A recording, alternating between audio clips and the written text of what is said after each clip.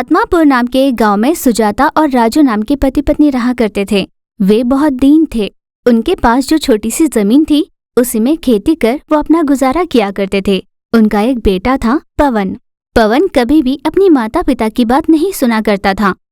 घर के हालातों और उनकी मेहनत के बारे में नहीं सोचता था। उसे जो भी चीज चाहिए होता उसके लिए जिद कर उसे पा लिया करता था।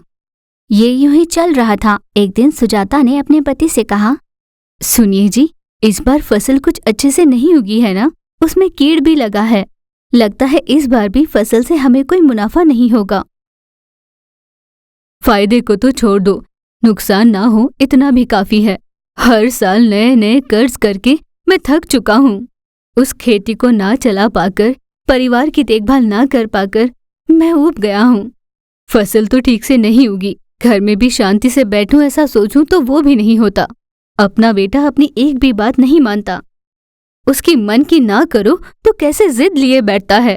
इस तरह राजू और सुजाता बात कर रहे थे तो तभी पवन वहां आकर, पापा, अभी कुछ ही दिनों में दिवाली आ रही है ना। दिवाली के दिन मुझे बहुत सारे पटाखे, नए कपड़े और खेलने के लिए बहुत खिलौने चाहिए। बेटा पवन, पिछले त्योहार में ही हमने तुम्हारे लिए नए कपड़े खरीदे थे ना, फिर से नए कपड़े क्यों? और तुम्हारे पास खेलने के लिए भी बहुत सारे खिलौने हैं, फिर से खिलौने क्यों? उन्हीं खिलौनों के साथ खेल लिया करो। और नए खिलौने लाने के लिए हमारे पास पैसे नहीं हैं। अब तुम बड़े हो गए हो, बात को समझा करो। ऐसे जब सुजाता समझा रही थी, पवन को इस बात का बहुत गुस्सा आया। देखो माँ, मैंने आपसे ये नहीं पूछा कि आप ला सकते हो या नहीं। मैं कह रहा हूँ कि मुझे चाहिए। आप क्या कैसे करोगे मैं नहीं जानता। मेरे सारे दोस्त जब नए कपड़े पहनकर पटाखे फोड़ेंगे तो क्या मैं उनका चेहरा देखते रहूंगा? आप कैसे करोगे, मुझे इससे कोई लेना देना नहीं, बस मुझे चाहिए। ऐसे पवन ने कहा। सुजाता राजू से कुछ कहने ही वाली थी कि राजू ने पलट कर कहा, सुजाता, तुम चुप रहो। अगर हम उससे ज्यादा कहेंगे तो और जिद करने लगेगा। ऐसे राजू ने कहा। उसके बाद राजू कई कोशिशें करने लगा पवन की इच्छाएं पूरी करने के लिए, पर कोई भी उसे पैसों की सहायता नहीं कर रहा था। इसलिए राजू बहुत निराश हुआ। उदास से बैठे राजू के पास सुजाता आई और कहा, देखिए, मैं जानती हूँ कि आप क्यों उदास बैठे हो। मेरे दवाइयों के लिए मैंने कुछ पैसे बचा कर रखे थे। ज्यादा पैसे तो नहीं हैं, पर उसके कहे हुए कुछ चीजों में एक चीज तो आ ही जाएगी। ऐसा कहकर दवाइयों के लिए निकाल के रखे हुए पैसे वो राजू के हाथ दे देती है। इतने में दिवाली का दिन आ जाता है। पवन दरवाजे पर खड़ा उसकी मांगी हुई चीजें उसके माँ बाप लाते होंगे ऐसी सोचकर राह देख रहा था। इतने में राजू कुछ पटाखे लेकर घर लौटा। ये देखकर पवन ने बोला, पापा, आप सिर्फ पटाखे लेकर आए हो, कपड़े और खिलौने कहाँ हैं? क्या आपने पहले से ही ला कर रखे हैं या आपके पीछे कोई लेकर आ रहा है? बोलो ना पापा, क्यों कुछ नहीं कह रहे हो? इस तरह पवन ने बड़ी आतुरता से पूछा। बेटा, मैंने बहुत कोशिश की पर कहीं से पैसों की मदद नहीं मिली। ये भी तेरी माँ की दवाइयों के पैसों से लाया हूँ। जब पैसे आएंगे तो मैं तुम्हारे लिए बहुत सारे कपड़े और खिलौने लाऊंगा। आज दिवाली है ना, इन पटाखों से खेल लेना। ऐसा कहकर पटाखों का बक्सा उसके हाथ में दे दिया। उस पर पवन बोला, आप तो कुछ भी कह देते हो पापा, और मेरे सारे दोस्त नए नए कपड़े पहनकर रात भर पटाखे फोड़ते हैं और मैं यहाँ इन पुराने कपड़ों में पटाखे फोड़ूंगा तो सोचो उनके सामने मेरा कैसा मजाक बनेगा। हर बार मैं ही आपकी बात समझता हूँ पर आप मेरी बात को कभी नहीं समझते। आप हमेशा मेरे साथ ऐसा ही करते हो।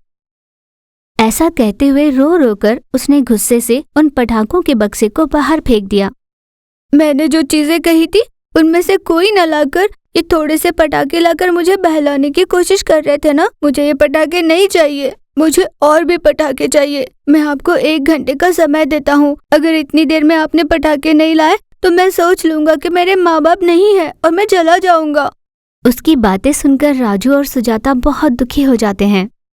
तब सुजाता ने कहा, आप उसकी बातों को अपने दिल पर मत लीजिए। छोटा बच्चा है, कुछ कह दिया होगा उसने कहा तो क्या सच में वो घर छोड़ के जाएगा?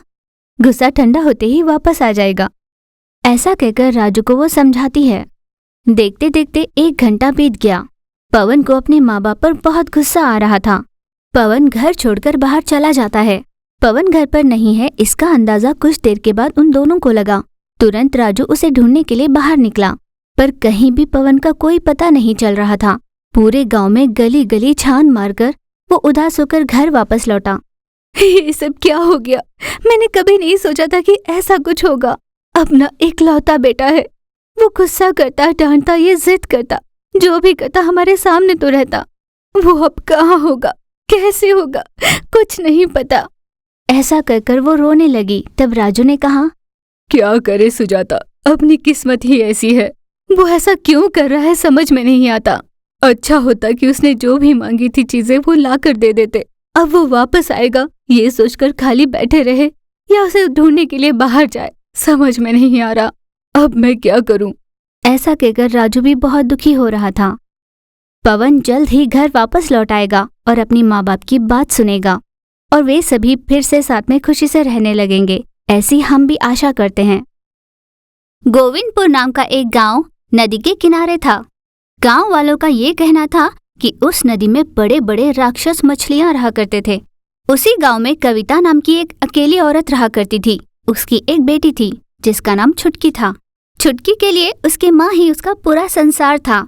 एक दिन छुटकी कविता के पास आकर बोली, माँ, हम लोग ये मजदूरी का काम करते हुए इतने कम पैसे में गुजारा कैसे कर लेते हैं?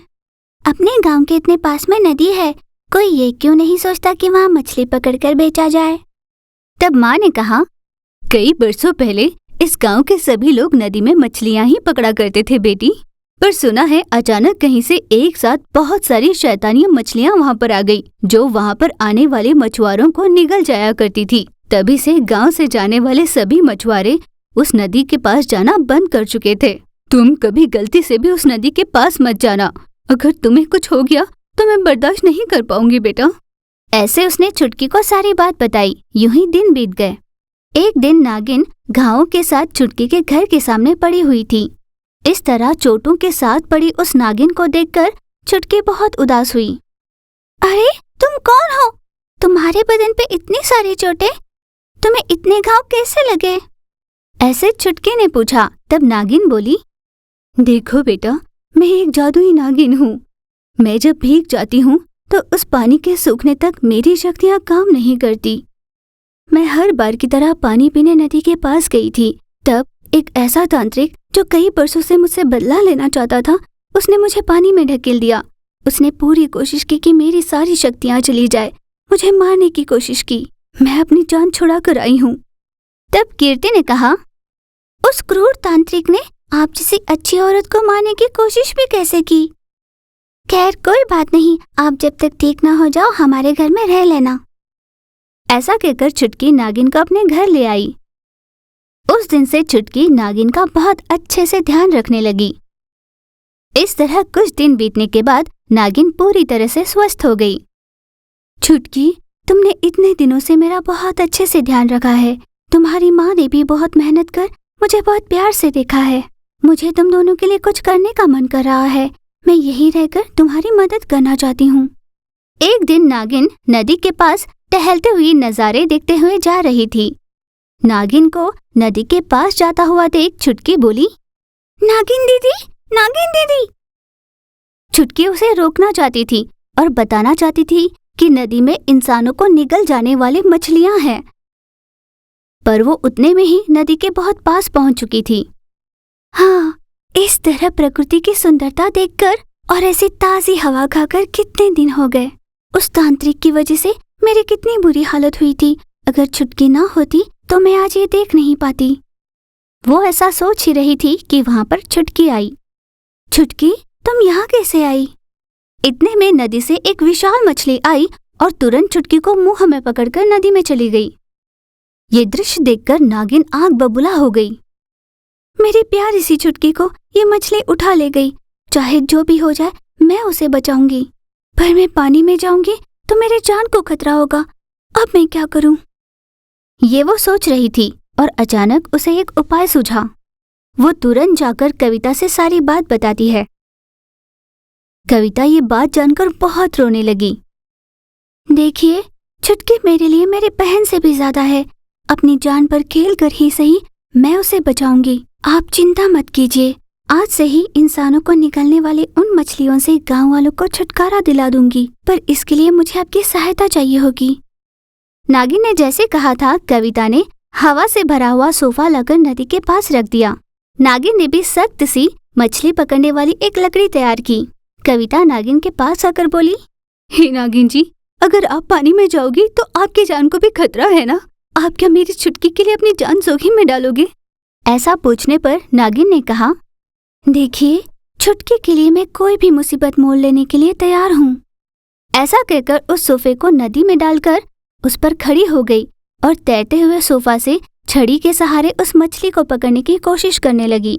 आखिरकार कुछ समय के बाद अपनी पूरी शक्तियों को इस्तेमाल कर उसने छड़ी के सहारे मछली को पकड़ लिया। इस तरह अपनी पूरी शक्ति लगाकर मछली को बाहर निकालने के बाद उसने उसे मार डाला। इस तरह चुटकी उस मछली के पेट से बाहर निकली। चुटकी को जिंदा देखकर कविता बहुत खुश हुई। नागिन की मदद की वजह से उस मछली का अंत हुआ, ये जानकर गांव वाले भी बहुत खुश हुए। उस दिन से गांव के सभी लोग चुटकी और नागिन को बहुत ही प्यार से देखा करते थे। बरसों पहले जिस तरह मछुआरे मछली पकड़ा करते थे, अब भी वही होने लगा था। ये देख चुटकी बहुत खुश हो रही थी।